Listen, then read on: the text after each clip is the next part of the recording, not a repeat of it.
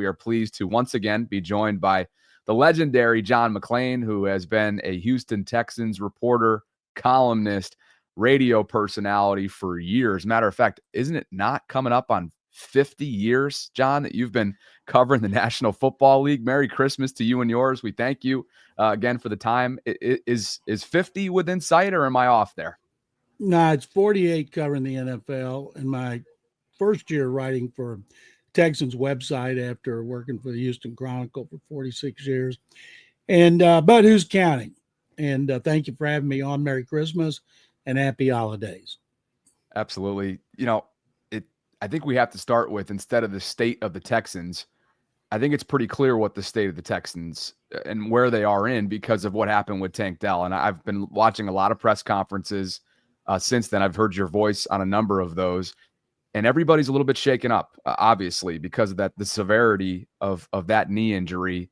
And of course, CJ being best buds with him, probably the most affected. So I guess I ask you, what is the significance of the effect that Tank's injury is having on a really short week coming up against a tough opponent?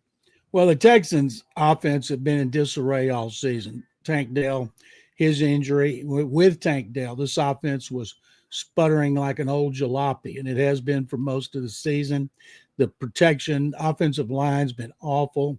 They can't run block most of the time. Joe Mixon has 7 100-yard games. Other games, he averages less than 2 yards a carry because he's in the backfield all the time. And the passing game, woefully inconsistent. Tank Dell, what was so bad about losing Tank Dell, him being a popular player, is last year he went down in the 11th game trying to block in a pile and suffered a fractured fibula and missed the rest of the season. Then in the offseason, he was back home in Florida. He was an innocent bystander, got shot in the leg. It wasn't severe, but he still had to overcome it, and he wasn't available in the offseason program. And now making a great touchdown catch in the back of the end zone, and the injury was caused by his receiver, Jared Wayne, who was in the wrong spot. And he'd been activated the day before. And of course, he was devastated because of what he did to Tank Dell. D'Amico Ryans told us it's dislocated knee. That's different than a kneecap. He also suffered a torn ACL, and Ryan said, and other things that have to be repaired. That would tell me there might be more ligament damage. So now Ryans wouldn't talk about this, starting to think about, will he be available next season? But he was such a valuable piece of the offense and Stroud's best friend. A lot of fans blasted C.J. Stroud for crying when Dell was down, and Stroud makes no apologies about it. That's who he is. He said, that's my brother. And he knew what Dell was going through and the severity. Dell was on the ground screaming like crazy because he was in so much pain. And I've never seen Arrowhead Stadium that quiet. Yeah, it was tough. I was watching that live, and I could see the impact it had on CJ, and I don't blame him. So meanwhile, John, obviously we know the news came down yesterday that the Texans claimed former Ravens wide receiver Deontay Johnson off of waivers, and then the Ravens returned the favor by picking up Steve Sims Jr. So in your view, what kind of impact, if any, can Deontay have by tomorrow? And where do you see his role after Christmas Day going forward? That was a desperation move. Only 2 teams put in claims, Chargers and the Texans. Texans got Johnson, as you guys know, his 4th team, 3rd this year. He's a problem child who has not been able to contribute the way he did when early, and he did at times early in his career, and that's why teams wanted him. They're open to the opportunity, and D'Amico Ryans' leadership will be able to get him on the straight and narrow. It's the last year of his contract. So he's auditioning. I doubt seriously he's going to play in this game. They have Robert Woods, the veteran, and John Mechie III, and Xavier Hutchinson. Those are 3 guys expected to step up and try to replace Tank Dell. And, of course, Stephon Diggs went down with an ACL in October. They missed Nico Collins for 5 games. He's been healthy now. He's still their leading receiver. I'm sure the Ravens are going to double him all over the field, as they should, because he is by far their best receiver. They'll use Joe Mixon out of the backfield a lot. Ravens know him very well from his time with the Bengals. He is right now the Texans' has had the best season of any Texans offensive player. And when I pick my postseason awards, he will be the offensive player of the year. Daniil Hunter will be defensive player of the year. Texas defense is good, but I was looking up, Lamar is 4-0 against the Texans, and the Ravens have won 5 in a row going back to 2014. And with Lamar, they've outscored him 33-10.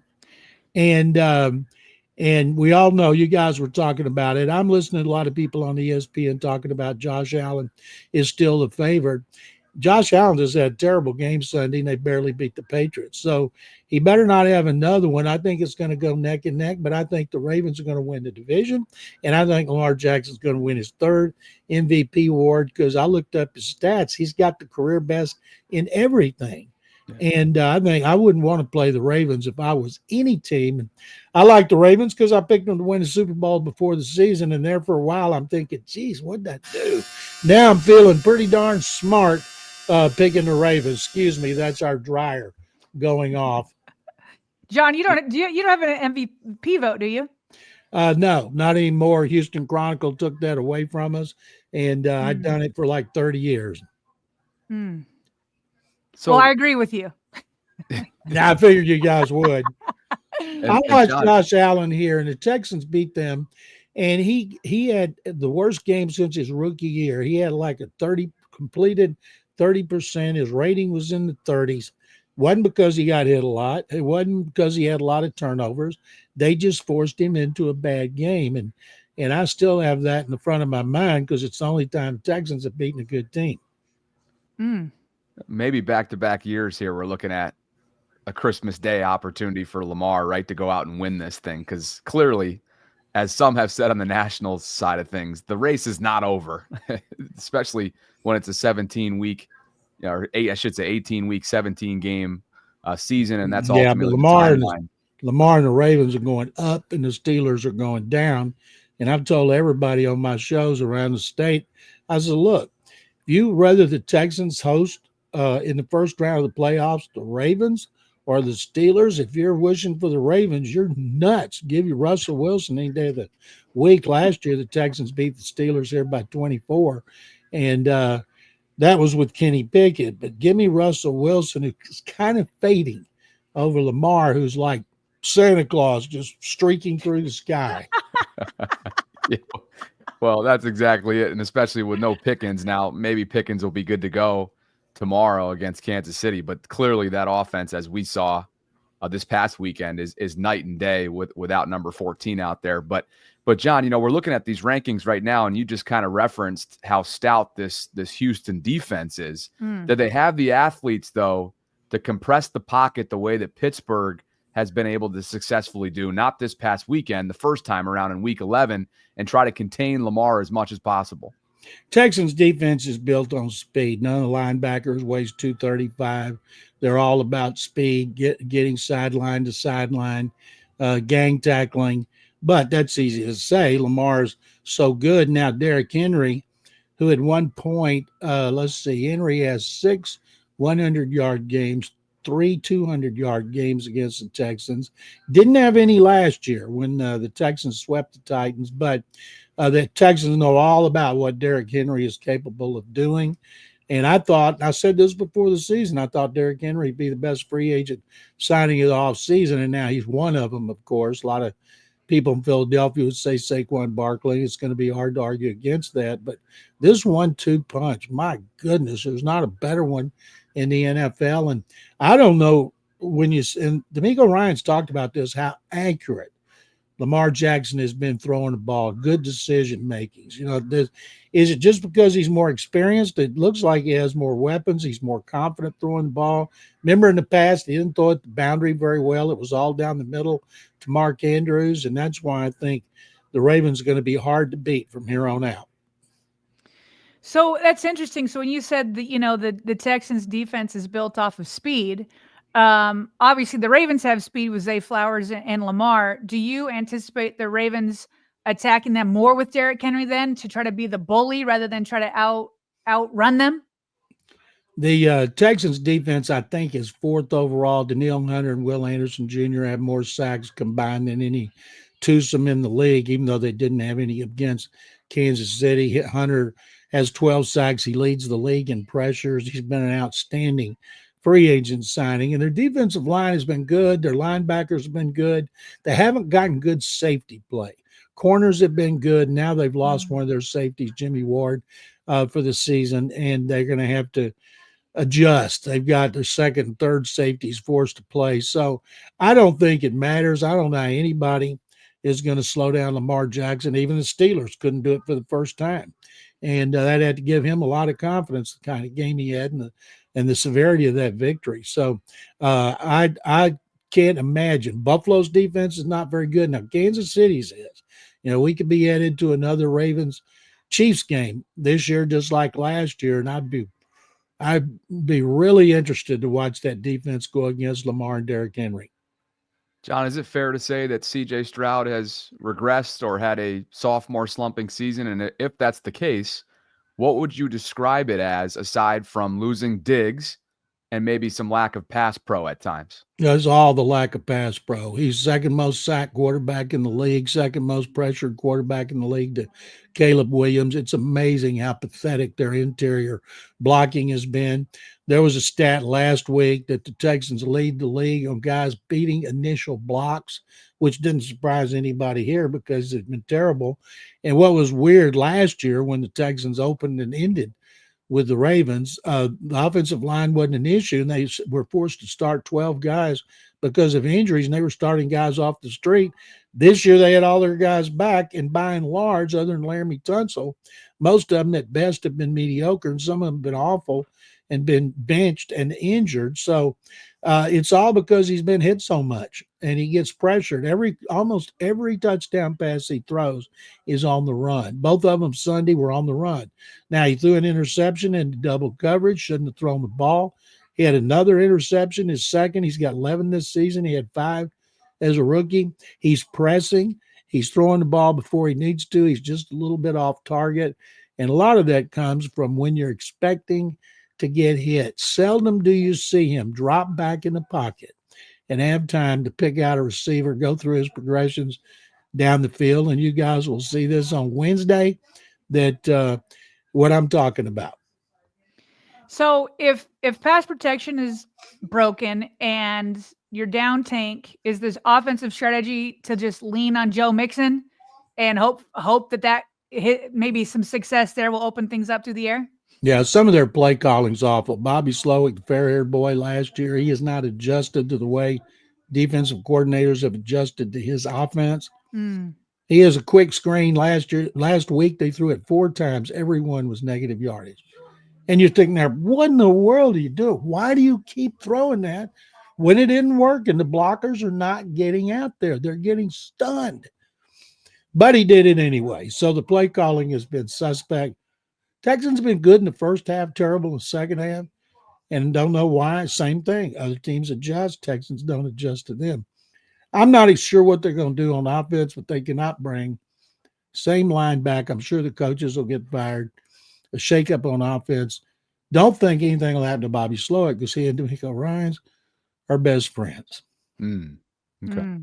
Well, Sarah mentioned the roster shuffling earlier, and it was mostly about Deontay Johnson, but then Steven Sims Jr. and the corresponding move, right, is claimed by the Ravens, like we mentioned. So I guess the question is maybe they bring him in for punt return specialist competition because that's been an unsettled area for the Ravens from a special teams perspective. But what is the scouting report on Sims? I mean, we remember what he did in Baltimore in the divisional round. He returned a punt for a touchdown. But what led to I guess the dismissal? Stevens is good. They need to clear a spot, so that's why he was dumped. But he's a good returner. And every once in a while, he can fill in at receiver, but he's a good kickoff returner. He's a good punt returner. So if they got him for that role, he'll do a really good job. And he can run down the field and cover on kicks on special teams if they need him to do that as well. And he's a good guy. He will go into every game when he's asked. Well, that is a positive, Sarah, isn't it? We need that. We need that in Baltimore. San Fran could use it too. Oh my gosh, John, you've made me, and it's your humor. You just deliver it with such a monotone voice, but it's so funny. You've made me laugh like 3 times. So, Thank John, you. just to finish up, what's the matchup you're looking for, and what's your game prediction with the score, if you can? The matchup would be if the Texans somehow can run the ball and keep Joe Mixon from getting hit in the backfield. He has done really well. And he's missed almost 3 games because of hip drop tackles that weren't called. And he's been outstanding.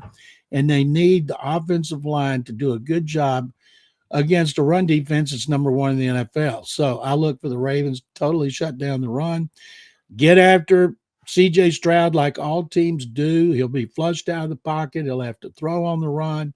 And but I picked the Ravens to win, I guess, 34-17.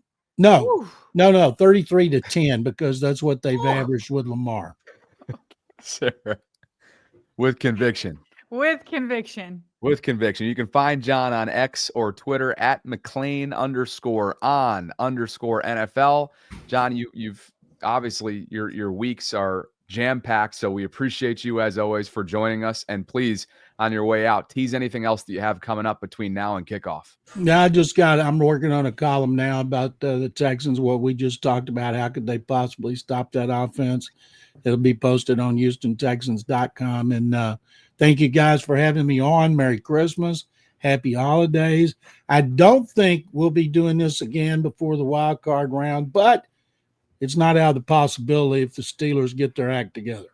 Well, I got to tell you, I think there's a lot of people in the live chat that want this matchup in the 4 or 5 because they want to see you again on our show. So John, we appreciate you, man. Yep. Thank you very much, guys. Appreciate it. Appreciate it, John. Merry Christmas. He is a legend for a reason. They don't come like that anymore, Bobby. Oh, absolutely. My gosh, what a legend. Yeah, no, he's been covering the NFL for, like you said, 48 years.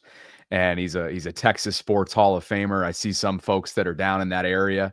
I think Cameron Walker, I know Torres is down there as well, that are very familiar with his work. And how could you not be? He's incredibly generous with his time.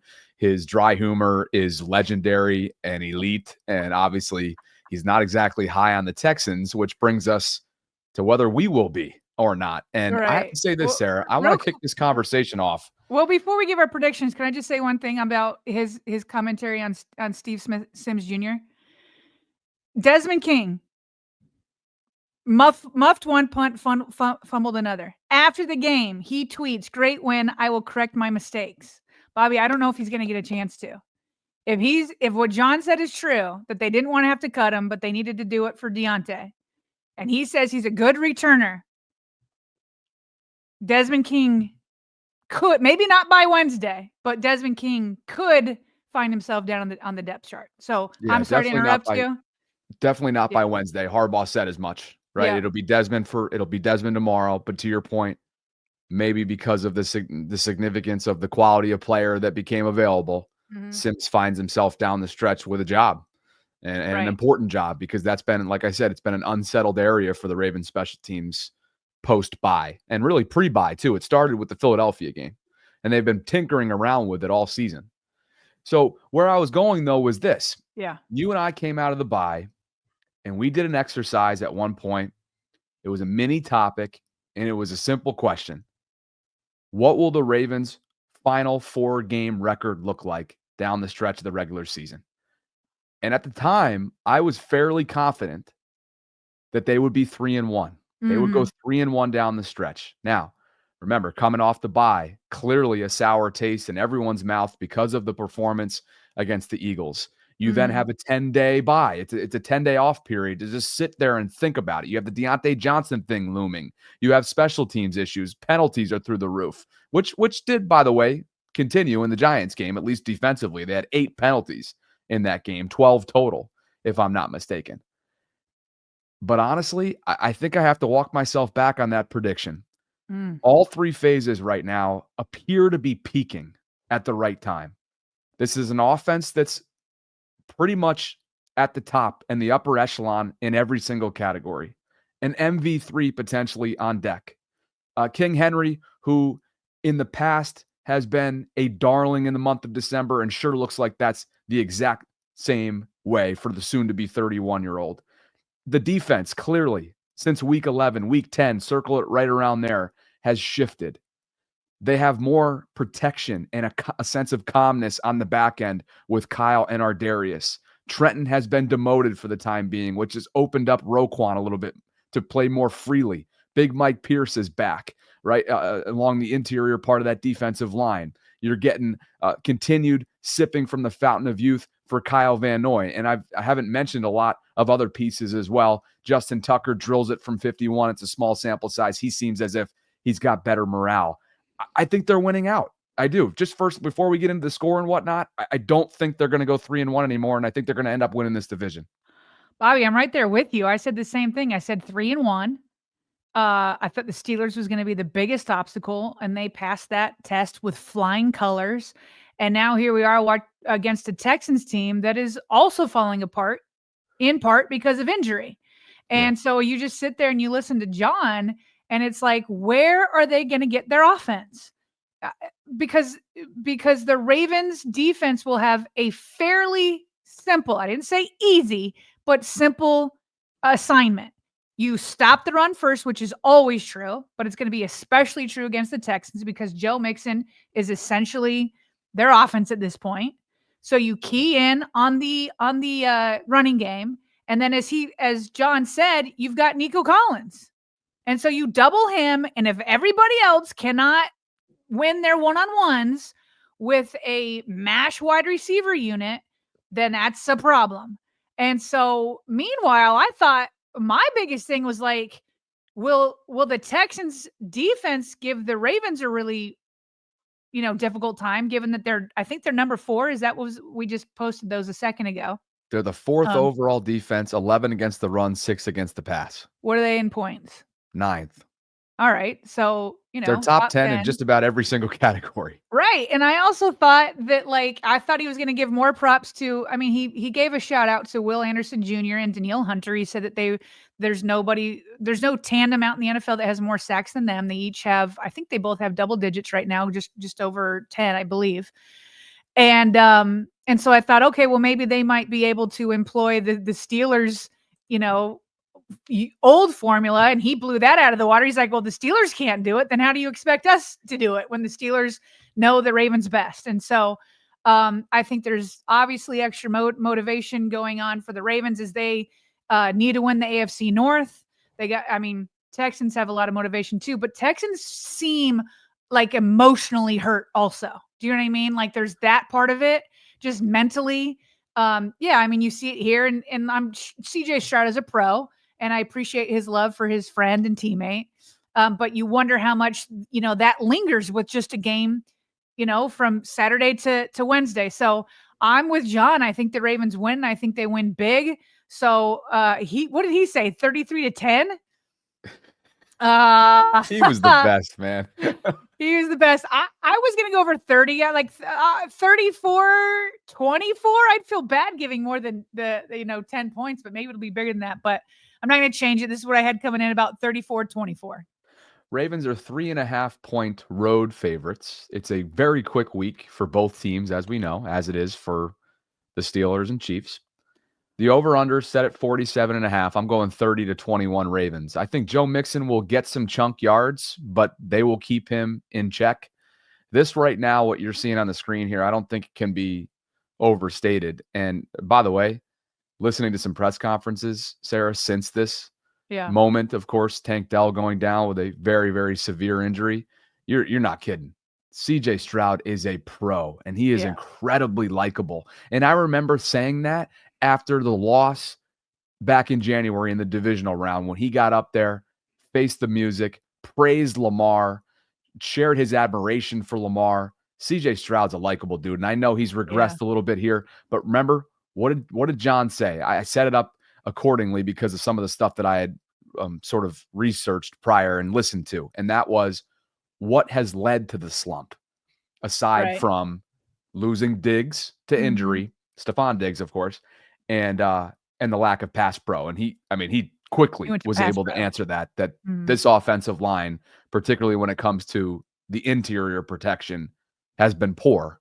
And so I think this is an opportunity for Chuck Smith's group to do what they've been doing in recent weeks and game wreck the opposing quarterback and get home, whether it be Justin, Nnamdi in the middle part of that defensive line, KVN on the edge, Adafe bringing the pressure that he consistently brings, big MP, of course, Mike Pierce bringing it as well. So I'll go 30-21 Ravens. And then, of course, that sets up a regular season finale at home against the Browns, who will likely be starting Dorian Thompson-Robinson. And the AFC North will be very much up for grabs going into that slate. Well, what's nice is the Ravens will know what happens with the Chiefs Steelers game. Not that it changes much, but oof, what a Christmas that would be if the Steelers were to lose and the Ravens were to win. And what a terrible Christmas would be if the reverse happened. No kidding.